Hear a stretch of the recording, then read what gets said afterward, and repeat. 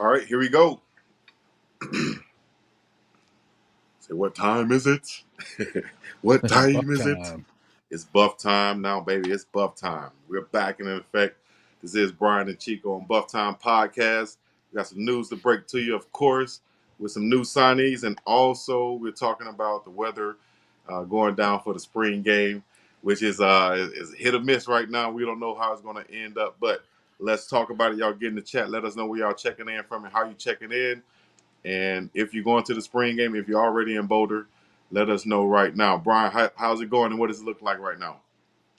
Well, right now it looks okay. There's some dark clouds off to the west, and my son's got a baseball game tonight, and I'm hoping we get that thing in. But man, the weather tomorrow does not look good. I mean, low 40s, and looks like 100% chance of rain tomorrow. And um, I think I said this the other day, but Buff fans need to know that this is not typical. Yeah, the ones that are kind of the Coach Prime fans have just kind of watched the last couple of years and see snow last year and Yeah, rain coming up this year.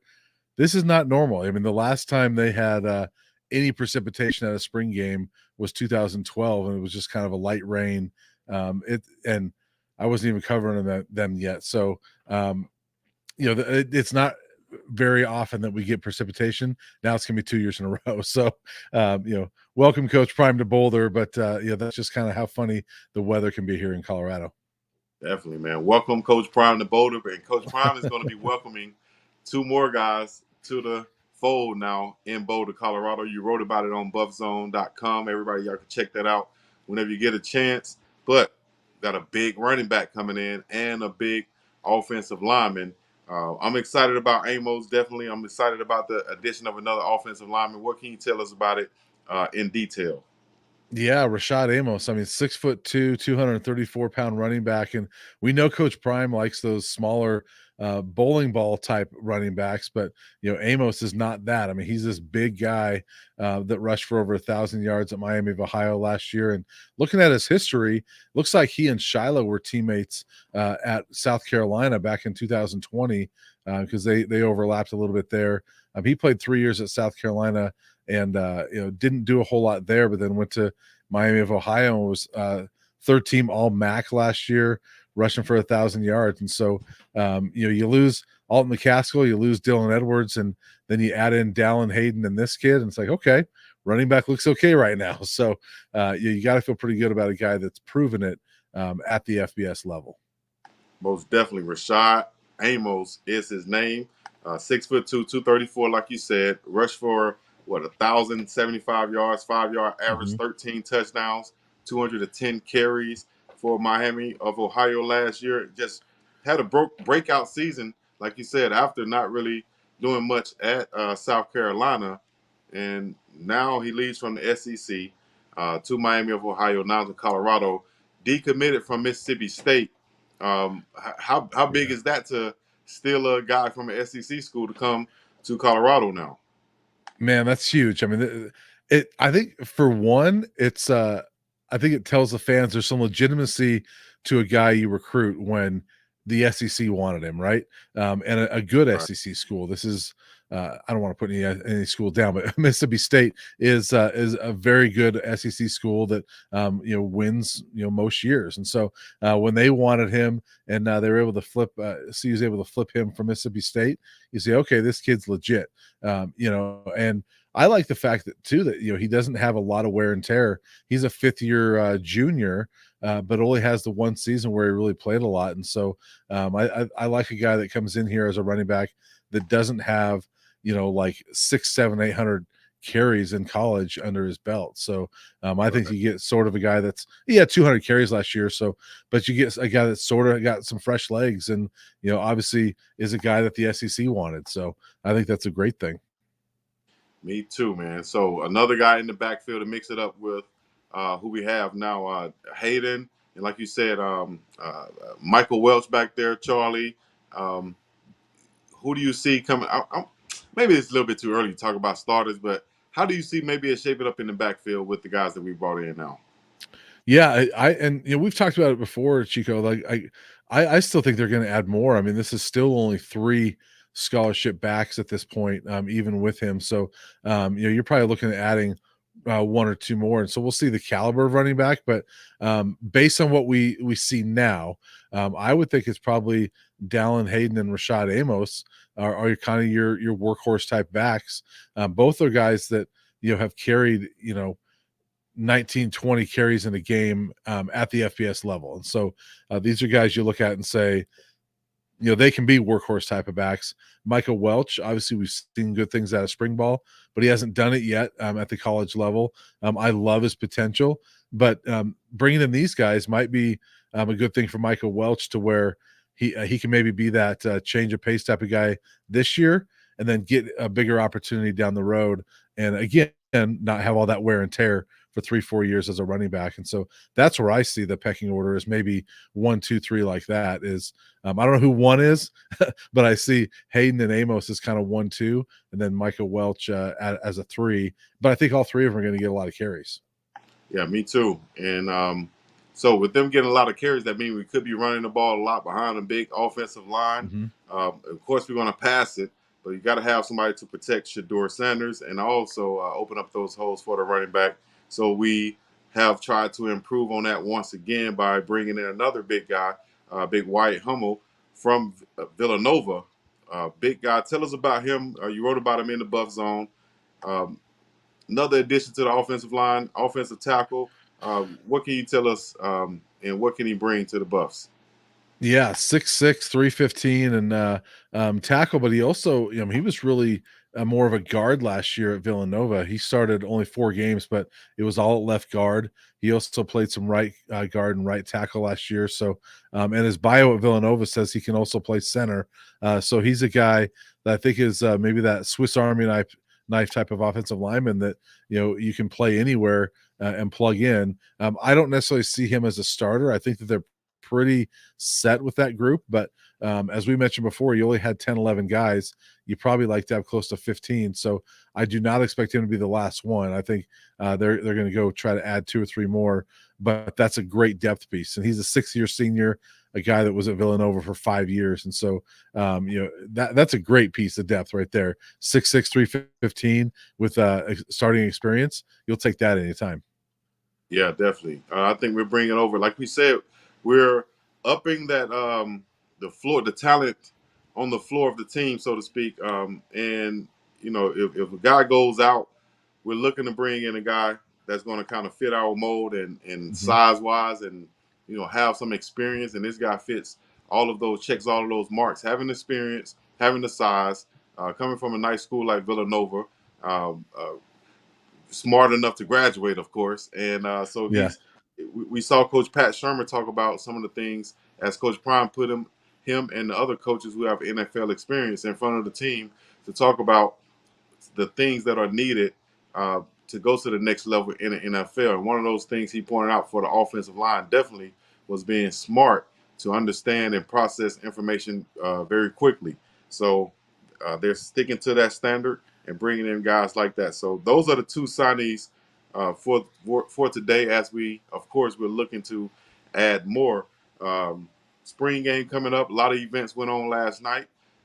Weather was still not looking to be favorable tonight, as it's looking like it's going to be rain and such. So a lot of events going on tonight and the spring game tomorrow. Let's talk about that outlook. What are we looking like as far as, because there's been a lot of hype. Of course, we wanted to be perfect weather, and people are all over the place, down on Pearl Street to campus. So, but what is it looking like right now currently, and then leading up to the game?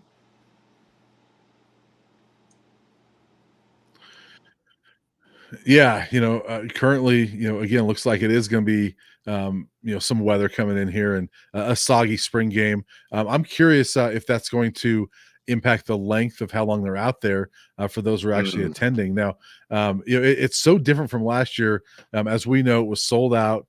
It was on ESPN. They were the only team that was on the actual ESPN network, right?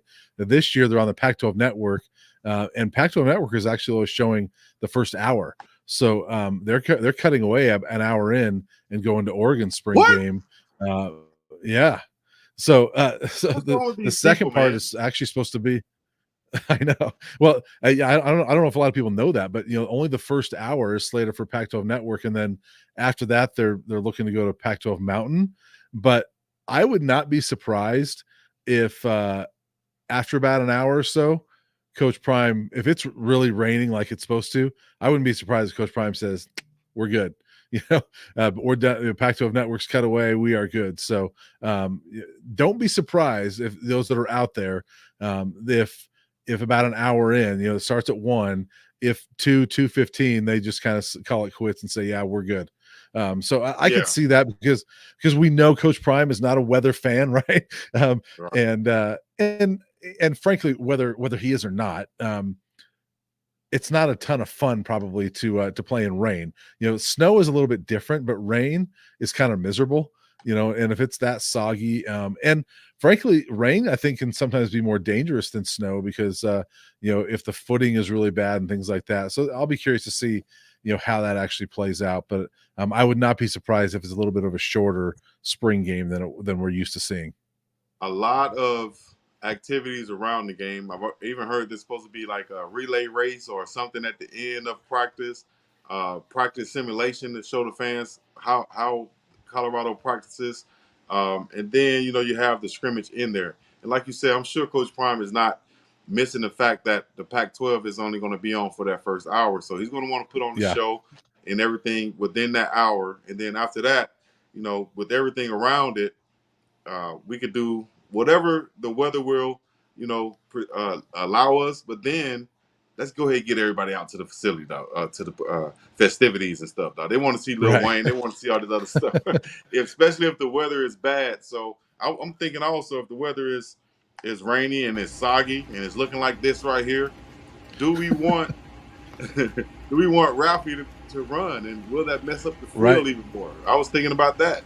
That Well, that could that's the be thing. Yeah, situation where Ralphie might, we don't want him to see her slip or anything like that, right? yeah, and I'm seeing one of the comments from Richard. He lives in Broomfield, which is right next to Boulder. A lot of the coaches live in Broomfield. He said it's storming right now, and so a lot of times, I mean, Ralphie's handlers, do a pretty good job of when there's weather, they just won't run her because it's not safe. More so for the handlers than it is even for the Yeah. animal because you're holding on to this big animal. If you're one of the handlers and if you slip, that's dangerous. And so I would expect she Right. won't run. She did not run last year, so that'll be disappointing. 2 spring games in, if Coach Prime's never had Ralphie run in a spring game, but there's a lot of factors involved in all this stuff. But you're right. I mean, this is really kind of the culmination of spring. I think they've gotten most of their work in. This is really for the fans, but if it's kind of a miserable day out there, you kind of just do the bare minimum and get out of there in an hour or so. So it'll be interesting to see. I know I'm wearing a raincoat, and I'll be warm and dry in the press box most of the day, but I will have to venture out at some point. Yes, indeed. That press box going to be nice and cozy up there. Don't have to worry about That's right. anything else. But yeah, you're right. More or less than we're worried about the handler slipping than Ralphie. Ralphie is, you know, they're equipped for that. They're equipped for the bad Right. weather and stuff like that. We worry about the handlers trying to keep up and possibly slipping. So you're exactly right. So probably won't see her run, but will we see or who will we see run? I guess when they get the ball out of the backfield, wide Yeah. receivers, and who will we see throwing the ball? Will we see a lot of Shador Sanders? Probably Ryan Staub. Probably get a chance to see Wade and Taylor also. So let's talk about some of the personnel that we should be expecting to see out there on the field Saturday. Yeah, well, I think aside from Ralphie, the players people want to see run the most are probably Travis Hunter, and they probably want to see LeJounte Wester because we've heard so much about him at this point, and just kind of the electrifying player that he is. And there was even the well off video from practice the other day. Terrell Owens was out there, and there was a little comment from him. He's like, "Ooh, number 10's got something to him," and that's LeJounte Yeah. Wester. And so I think fans are going to be looking forward to seeing him. I am curious how much Shador is going to play, especially if the weather's bad. This can be in some ways, the spring game can be like that fourth preseason game in the NFL, where the starters don't play and really a tryout for a lot of guys. This can be a bigger game. Shador doesn't need this, right? But a Ryan Staub, it can be big for him. It can be really big for Wade and Taylor that are trying to battle for that spot. I mean, Pat Shurmur this week. It's pretty clear that Ryan Staub's number 2. And he was talking about Wade and Taylor, and he said if they get into a game, we'd have to scale it back a little bit. But that's no different than what you do in the NFL with a backup as well. But both those guys, have some work to do, and so I think it's more important for guys like that than it is for Shador. So I'll be curious to see how much Shador actually plays and how much Travis actually plays. But I think there's a ton of new guys that we're all excited to see. Yeah, and they should be ready to put on and play. Like this is a first game of the season.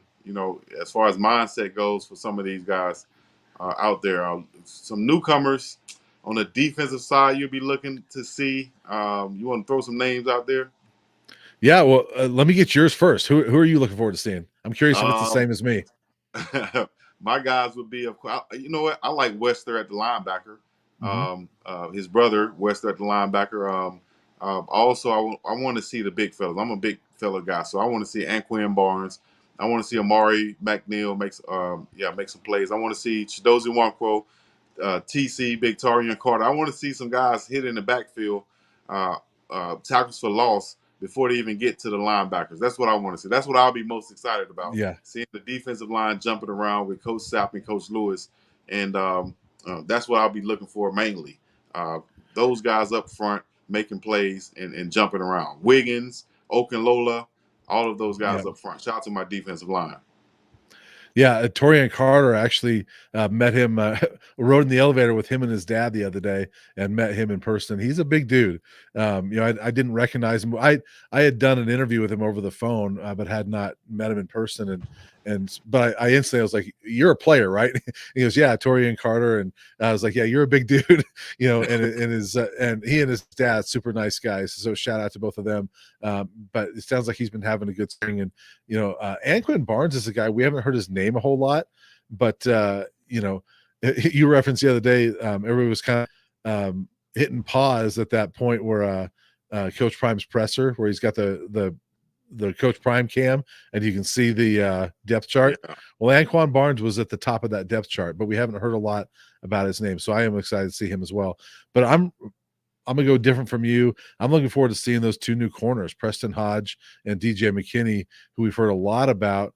And it's because they've played so well in the spring that we're now hearing about Travis Hunter being more in that nickel spot. And so I'm curious to see if they show that dynamic and what that looks like. But I want to see, DJ McKinney and Preston Hodge. Oh, yes.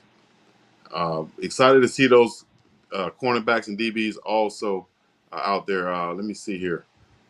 I see a lot of guys in the chat. If y'all want to see, say yes.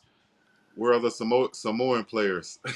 So if y'all want to see some Samoan players that we're recruiting, for one, you can check out the number 1 player in Hawaii, Jared Kiave. He is a quarterback that came to Colorado on an unofficial visit and planning to come back on an official visit this spring. How serious do you think Colorado is right now at recruiter? Maybe that's a bad question. How serious? They are very serious, I would say. But do you think there's been a concerted effort to get more Polynesian players back there? Because we know they've been deep rooted with Polynesian players, and I think none officially on the roster right now.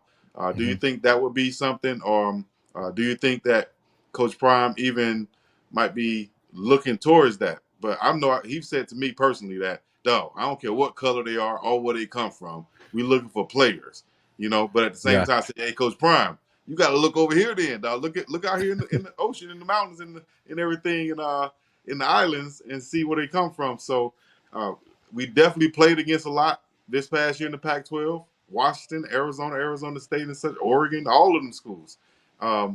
Will we have a concerted effort to bring in some Polynesian players in the future, do you think? Yeah, I think they would want to.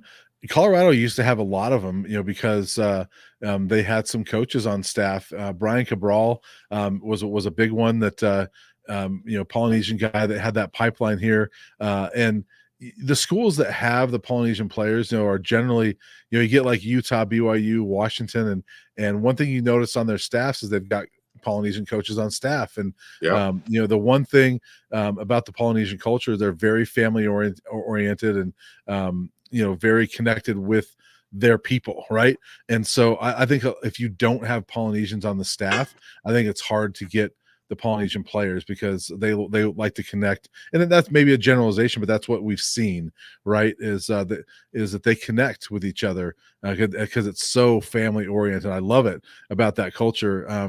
But that's why you see so many of those guys go into BYU, Utah, Washington, USC, Yeah. because there's a lot of Polynesian guys on those staffs, and we don't have that right now at Colorado. And so I think they'll try, but I think that's tough to do if you have the Polynesian coaches on staff.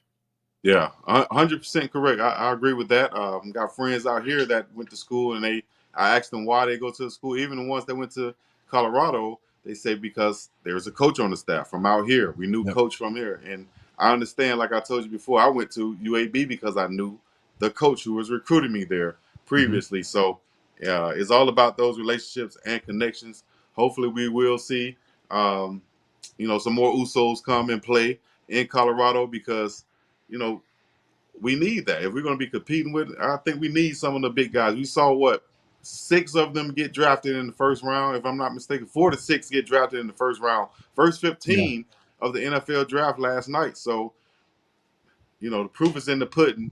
And I think that we need to, if you want to up that offensive and defensive line in any way, especially any team from the Midwest to the West Coast and moving now into the SEC and such, you got to have those big fellas. And no matter where they come from, you definitely got to have those big fellas from the island. Let me Yeah, I see. agree with States, you. yeah, for real. You got to. You got to supplement them some type of way. You got to have them in there, Right. man. Right. Maybe Coach Thurman could help Chico. Yeah, Coach Dennis Thurman is out here in Hawaii. He's the defensive coordinator in Hawaii now. Yeah, but he wants those guys at Hawaii now, not at Colorado. Exactly. He Want to wants to keep keep them those home. guys on the island. Right. Did we talk? Yeah, we did talk about Big Wyatt. Let me see. William Berry said, "What I like about Wyatt on GT playing at Villanova at center and tackle is that you can move him. He's an ox strong, a brick wall, uh, locks on and finishes too. I like that William Berry. William Berry, my resident analyst, my resident scout right there. He checks in and let us know what's going on all the time. So I appreciate you, William Berry, and everybody else in the chat. Allow them to stay focused and informed. Everybody else, we got what's the latest news right now that you see, Brian, going down recruiting wise or buff wise, buff news and buff talk, whatever. What's going on? Yeah, I don't know if there's the way things go. There might be stuff that's going on right now as we're talking, but I'm focused.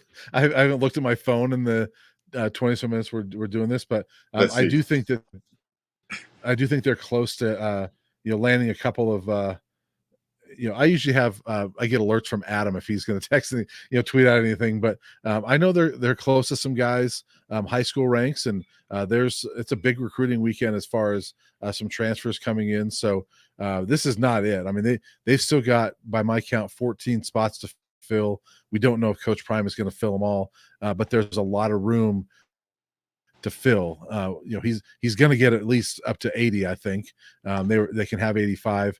So we're looking at another 9-10 transfer type guys, and so there's gonna be a lot of activity here in the next few days. So just Buff fans got to keep their eyes peeled because there's gonna be a lot of stuff coming. And the spring game it's exciting, but I think the bigger deal this weekend is going to be what happens with recruiting and who they were able to land as far as transfers and a couple of high school guys as well. Oh yeah, because I saw a list, and I don't even know where I put the list right now, but I saw a list showing all of the recruits that are coming in. We got at least 10 4-stars coming in, 3 or 4 or Yeah. 5-stars, a whole list of recruits that's coming in and is going to be witnessing what's going down at the spring game this weekend. Also, I saw they had a Coach Prime pop-up shop with his new Nike Air DT Max 96. They're coming back, so they had him sitting on a Lamborghini. I want to get it right. but the car is basically painted just like the shoes, man. You Yeah, talking no. about fire? Right. Will Can we you get see any Brian? cooler than that? Will we see Brian in a pair of those Deion Sanders shoes, man? What's happening? You gonna get you a pair, Brian? If I'm gifted them. You're not gonna drop the 200 for him? I'm probably not going to drop the 200 for those. I've got college to pay for my kids and things like that. I can't justify $200 shoes right now. Right. I feel you, dog. I feel you. So, hey, Atlanta State Focus and Inform say we got 200. Speaking of 200, we got 200 watching right now. 54 Awesome. likes. Let's hit that like button. Actually, we got 300 in total watching because we got people watching on Brian Howell's page and on my page. So y'all check us out.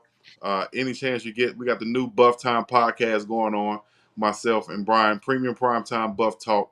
Also, check out information all the time on buffzone.com. Brian, tell them where to follow you at and anything else you want to leave us with. Yeah, just go to buffzone.com. We're going to have coverage of everything as far as the spring game, and like I said, all the transfer stuff. I've got that transfer portal tracker that I posted earlier this week, a little spreadsheet that keeps you up to date. That I've already got the 2 new guys on there, and so as they happen, I'll be updating that. And so if you're getting lost with who's coming and going, check out that tracker, and I'll keep it updated as best I can, as so you can keep an eye on who's coming and going with this team. But yeah, check us out there, and as always, you and I are going to keep this going after the spring too. We're going to have a kind of a spring game recap next week at some point, and just kind of give our thoughts on that. And I'm sure there's going to be more recruiting to talk about by the time we get together next time as well. All the time, all the time. So yeah, y'all stay tuned, man. Stay locked in right here, and like Shannon Sharp said, I know you're watching it on this feed right here, but we appreciate if you watch it on this feed. So if you're watching on my feed, I appreciate you if you subscribe to Brian's page. If you're watching on Brian's page, I appreciate it if you subscribe to mine. But until then, we got the podcast playlist on. Y'all can click that right now and let it play all the way through. Buff Time Podcast. Y'all put it in the chat right now. When I say what time is it, put in there Buff Time. What time is it? Buff Time, Buff baby. time. All right. We'll be back with some more. Y'all stay tuned. Bigg Dogg Chico, Brian Howard, we out of here. Peace in the Middle East. Yeah.